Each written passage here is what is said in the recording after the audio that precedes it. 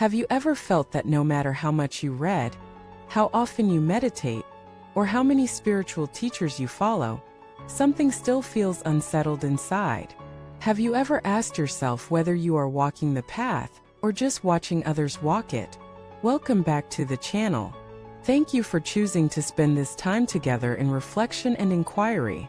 Today's topic invites us into a territory that is both profoundly simple and endlessly challenging: the necessity of looking inward. This isn't about turning your back on the world. It's about turning your face toward your own truth. Not the truth you read about, not the truth others speak, but the truth that is alive in your breath, your thoughts, your fears, your silence. Many people approach spiritual practice like a project. They gather teachings like trophies. They attend workshops. They chant. They visualize. They listen to enlightened voices. And yet they remain stuck, confused, frustrated, and deep down they wonder why isn't anything changing. The answer, in many cases, is this: they are looking everywhere but within. The real journey, the only journey, begins not by seeking more light, but by turning to face your own darkness. That's where transformation begins. But let us be honest, looking inward is uncomfortable. It's not glamorous. It doesn't make for exciting social media posts. It means sitting in silence while the mind screams. It means feeling the ache of your loneliness. It means watching your own self-deception and not turning away. And that's why so many avoid it. They fill their days with activity. They fill their minds with information. They keep moving so they never have to sit still. Because when you sit still, the truth arises. And truth doesn't always flatter. Truth says you've been pretending. Truth says you're afraid. Truth says you want to control what cannot be controlled.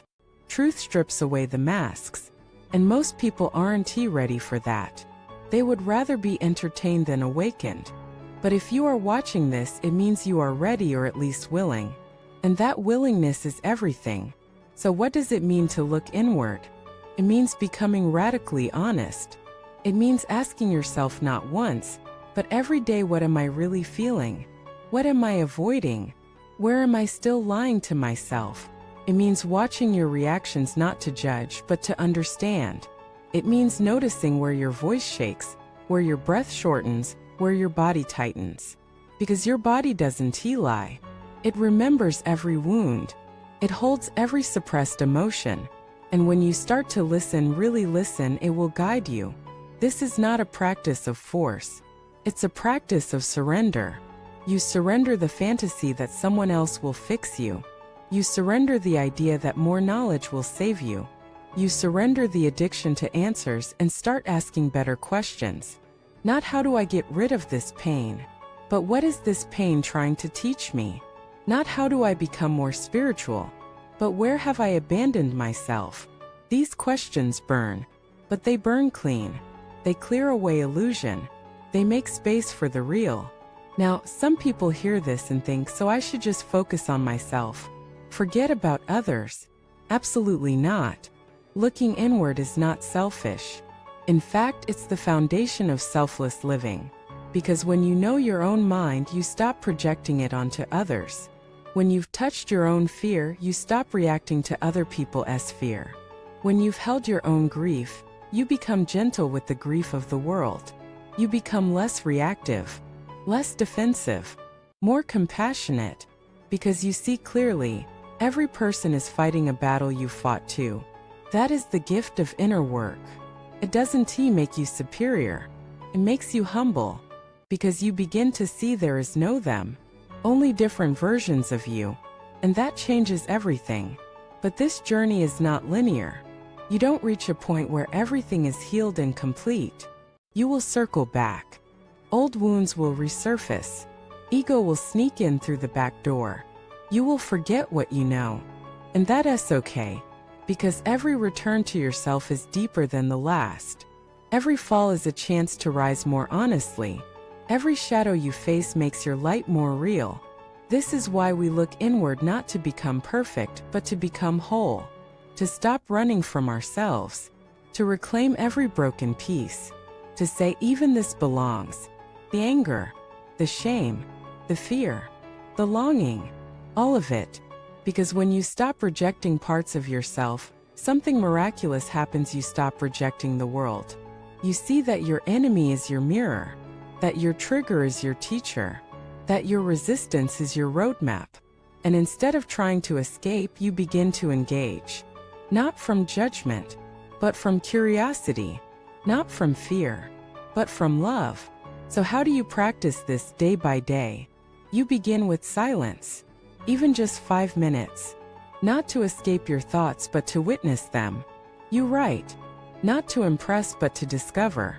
You breathe, not to control, but to connect.